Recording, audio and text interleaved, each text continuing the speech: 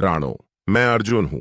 माँ ने तुम्हें मेरे बारे में सब कुछ बताया होगा। मैं वादा करता हूँ कि तुम्हें हमेशा खुश रखूंगा। मुझे मक्का के भुट्टे बहुत पसंद हैं और मिठाई भी। मैं तुम्हारे लिए हर दिन तरह तरह के स्वादिष्ट खाने लाया करूंगा। अगर घर में सब कुछ ठीक से चलता रहा तो उस बूढ़ी मैना को भी रख लेना।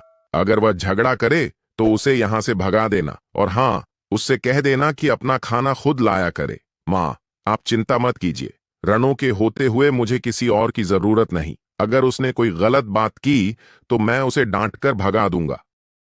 कबूतर और चिड़िया उस गोरी मैना के पास आते हैं। आज मैंने देखा अर्जुन दूल्हा बना कहीं जा रहा था। तो क्या वो दूसरी शादी करने गया है? मेरे उसकी बूढ़ी माँ जिसने उसकी दूसरी शादी करवाई। गौरी बहन, अब समझदारी से काम लेना, झगड़ा मत करना। अगर तुमने झगड़ा किया तो अर्जुन तुम्हें घर से निकाल देगा। इस उम्र में फिर कहाँ जाओ? तभी अर्जुन अपनी नई पत्नी के साथ घर आ जाता है। अच्छा हुआ चिड़िया और कबूतर, तुम भी यहीं हो। मेरी शादी की मिठाई खाते जाना। शक्ल से तो नहीं लगता अर्जुन तुमने संतान के लिए शादी की है। मुझे तो लगता है बस शौक पूरा करने के लिए की है। हम नहीं खाएंगे तुम्हारी मिठाई। ऐसा कहते हुए कबूतर और चिड़िया वहां से चले जाते हैं। अर्जुन जी, आपके लिए भोजन लाऊं? अब तो आपने मुझे सौतन बना दिया। पहले मैं बहुत गुस्से वाली थी, अब सब सहना पड़ेगा। बस अर्जुन, मुझे घर से मत निकालना।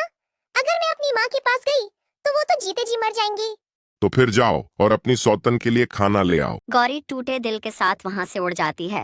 एक पत्नी अपने पति की दूसरी पत्नी को कैसे सहन कर सकती है? वो नदी किनारे जाकर बैठ जाती है और रोने लगती है।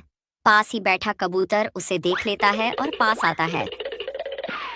गौरी, अब चुप हो जाओ। ये एक दो दिन की बात नहीं है। अब पूरी जिंदगी तुम्हें अपनी सौतन के साथ रहना होगा। मुझे दुख इस बात का है कि अब अर्जुन मुझसे नफरत करते हैं।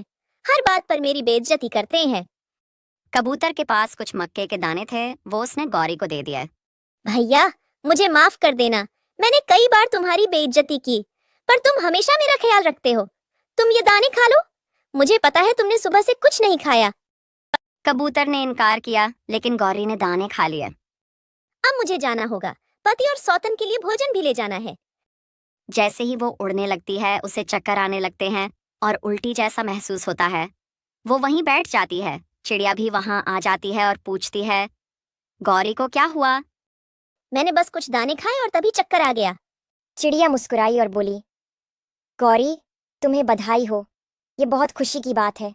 तुम माँ बनने वाली हो। गौरी की खुशी से चीख निकल जाती है। क्या सच में? हाँ, जब मैं पहली बार माँ बनी थी तो मुझे भी ऐसा ही महसूस हुआ था। फिर चिड़िया रोने लगी क्योंकि अभी तक लाइक सब्सक्राइब नहीं किया।